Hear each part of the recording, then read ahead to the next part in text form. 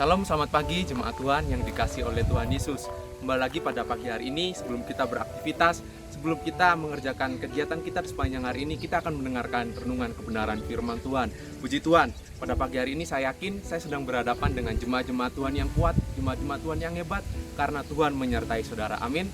Yang amin, sama-sama katakan dengan saya, Tuhan menyertai saya. Haleluya. Puji Tuhan, pada pagi hari ini saudara, kita akan mendengarkan kebenaran firman Tuhan. Saya akan berikan judul renungan pada pagi hari ini, penyertaan Tuhan.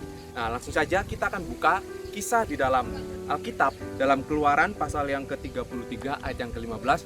Saya akan bacakan buat kita semua, atau kita baca bersama-sama. Saya baca dari sini, Bapak Ibu baca dari rumah masing-masing. Dalam hitungan yang ketiga kita akan baca bersama-sama Keluaran 33 ayat yang ke-15. Berkatalah Musa kepadanya, "Jika engkau sendiri tidak membimbing kami, janganlah suruh kami berangkat dari sini." Sekali lagi saya akan bacakan. Berkatalah Musa kepada Tuhan, "Jika engkau sendiri tidak membimbing kami, janganlah suruh kami berangkat dari sini." Saudara, ketika membaca ayat ini mungkin ada pertanyaan dalam benak kita. Kenapa Musa memohon seperti permohonan ini? Kok seolah-olah selama ini Tuhan tidak menyertai Musa dan bangsa Israel, saudara? Benar ya? Kadang dikatakan, jika engkau sendiri tidak membimbing kami, kan seolah-olah selama ini Tuhan tidak menyertai Musa dan bangsa Israel. Padahal kenyataannya saudara ya, ketika mereka masih di Mesir pun, ketika bangsa Mesir kena tulah, bangsa Israel tidak kena tulah. Kemudian ketika mereka menyeberangi Laut Tebrau, kalau bukan karena penyertaan Tuhan, pasti mereka nggak bisa menyeberang, saudara. Itu kan semua sebetulnya mereka dalam penyertaan Tuhan. Tapi kenapa Musa memohon permohonan seperti ini? Seolah-olah Tuhan tidak menyertai mereka. Nah, kita akan lihat terlebih dahulu dari ayat yang awal, saudara. Keluaran 33, saya akan bacakan dari ayat yang kedua. Jadi sini kita akan tahu kenapa Musa menaikkan permohonan seperti ini. Keluaran 33 mulai ayat yang kedua. "Aku akan mengutus seorang malaikat berjalan di depanmu, dan akan menghalau orang Kanaan, orang Amori, orang Het, orang Feris, orang Hewi, dan orang Yebus." Ayat yang ketiga, "yakni ke suatu negeri yang berlimpah-limpah susu dan madu. Sebab aku tidak akan berjalan di tengah-tengahmu, karena engkau ini bangsa yang tegar tengkuk, supaya aku jangan membinasakan engkau di jalan." Nah, di sini kita tahu, saudara, ternyata Tuhan pada waktu kisah ini, Tuhan nggak mau berjalan bersama orang Israel, saudara. Nah, kenapa? Tadi Tuhan bilang, "Aku akan mengutus malaikatku," karena aku nggak mau berjalan sama engkau. Dikatakan di ayat ini karena engkau ini bangsa yang tegar tengkuk, saudara. Jadi kita tahu, saudara ya, kenapa Musa menaikkan permohonan supaya disertai Tuhan. Karena pada waktu itu, di kisah ini, Tuhan marah, saudara. Tuhan mau kirim malaikatnya, "Ini malaikatku sajalah, aku nggak mau menyertai engkau." Jadi kita lihat, saudara, dikatakan tadi karena bangsa Israel ini bangsa yang tegar tengkuk. Nah, kita akan lihat di pasal sebelumnya supaya kita tahu bangsa Israel ini tegar tengkuknya seperti apa, kejahatan mereka seperti apa sampai Tuhan marah sama mereka. Keluaran 32 ayat yang kelima, "Ketika Harun melihat itu, didirikannya lah mezbah di depan anak lembu itu. Berserulah Harun, katanya, 'Besok hari raya bagi Tuhan.'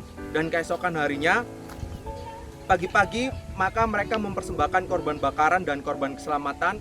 Sesudah itu duduklah bangsa itu untuk makan dan minum, kemudian bangunlah mereka dan bersukaria." Saudara, di pasal ini diceritakan judulnya anak lembu emas. Ini bangsa Israel ini kurang ajar, saudara. Ketika Musa masih di atas gunung, mereka menunggu Musa kok nggak turun-turun. Nah, namanya orang menunggu biasa, saudara ya. Namanya orang menunggu padang jenuh. Tapi bangsa Israel ini keterlaluan, saudara. Karena mereka lama menunggu Musa nggak turun-turun, mereka bikin anak lembu emas, mereka bikin patung, saudara. Dikatakan dari ayat yang sudah kita baca, bahkan mereka sampai mempersembahkan korban sama patung yang mereka buat sendiri. Ngeri, saudara ya. Padahal di pasal yang ke-20 baru saja disampaikan peraturan hukum Taurat. Yang pertama, jangan ada Allah lain di hadapanmu. Kemudian yang kedua, jangan membuat patung. Pasal 20 baru saja dikasih peraturan. Pasal 32 sudah dilanggar, saudara. Ini kan kebangetan, saudara. Baru dikasih peraturan, gak lama dilanggar. Nah, ini orang Israel, saudara. Pasti kita juga jengkel ya, kalau kita punya anak, baru saja dikasih tahu kemudian dilanggar, pasti jengkel, saudara.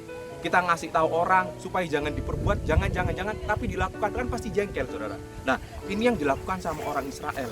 Maka dari itu Tuhan bilang, karena engkau ini bangsa yang tegar tengkuk, engkau bangsa yang jahat, maka aku akan utus malaikatku sekarang, biar dia yang menyertai kamu. Aku nggak mau. Kenapa, saudara? Karena Tuhan itu kudus. Ketika Tuhan bersama-sama dengan orang berdosa, mereka mati nanti, saudara. Jadi kita lihat, maka dari itu saudara, ketika Tuhan mengancam bahwa aku tidak akan lagi menyertai kalian, aku nggak mau jalan lagi sama kalian, kita akan lihat apa yang dilakukan sama orang Israel. Kita secara cepat, pasal 33 ayat yang keempat, kita lihat hal-hal apa saja yang dilakukan oleh orang Israel ketika Tuhan mengancam mereka. Aku nggak mau lagi berjalan bersama dengan kalian. Ayat yang keempat, ketika bangsa itu mendengar ancaman yang mengerikan ini, berkabunglah mereka, dan seorang pun tidak ada yang memakai perhiasan. Hal yang pertama mereka lakukan, mereka berkabung, saudara. Nah, berkabung itu biasanya kan identik dengan kalau ada kematian, saudara ya, tanda duka cita. Kalau ada saudara meninggal, keluarga meninggal, kemudian mereka berkabung. Ini yang dilakukan orang Israel, saudara. Ketika Tuhan mengancam mereka, kemudian mereka menyesal, saudara. Mereka berkabung. Jadi penyesalan mereka itu sampai benar-benar sampai mereka itu bersedih, sampai mereka berduka cita, dikatakan sampai mereka berkabung karena mereka menyesal, saudara. Jadi kita lihat justru menjadi hal yang aneh jika orang sudah bikin salah kemudian nggak menyesal. Itu aneh, saudara. Bener ya? Kemarin saya baca artikel, saudara, ada seorang perempuan namanya Isabel Guzman. Dia bunuh ibunya, saudara.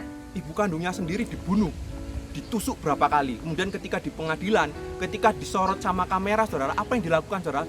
Isabel ini malah tersenyum di depan kamera, saudara. Ih, ngeri, saudara ya. Kayak nggak ada tanda penyesalan habis bunuh ibu kandungnya sendiri, malah tersenyum di depan kamera. Bayangkan, saudara, ini ada Isabel di sini kemudian senyum sama saudara, kan ngeri ya. Ini senyumnya senyum kematian, saudara. Mending saya yang senyum daripada si Isabel ini. Jadi kita lihat, saudara, justru menjadi hal yang aneh jika kita melakukan kesalahan kemudian tidak menyesal. Tapi di ayat ini bangsa Israel menyesal ketika mereka membuat kesalahan. Kemudian yang kedua, secara cepat kita bacakan di ayat yang ke-6. Demikianlah orang Israel tidak memakai perhiasan-perhiasan lagi sejak dari Gunung Horeb. Kenapa mereka nggak mau pakai perhiasan lagi, saudara? Karena patung anak lembu emas itu dibuat dari perhiasan mereka, saudara. Jadi ketika Tuhan mengancam mereka, sekarang mereka nggak mau pakai perhiasan lagi. Kenapa? Untuk menghindari supaya mereka membuat patung emas lagi, saudara. Jadi mereka nggak mau membuat kesalahan yang sama. Itu yang kedua. Kemudian hal yang terakhir, apa yang dilakukan oleh orang Israel, saudara? Saya akan bacakan di mulai ayat yang ke-8.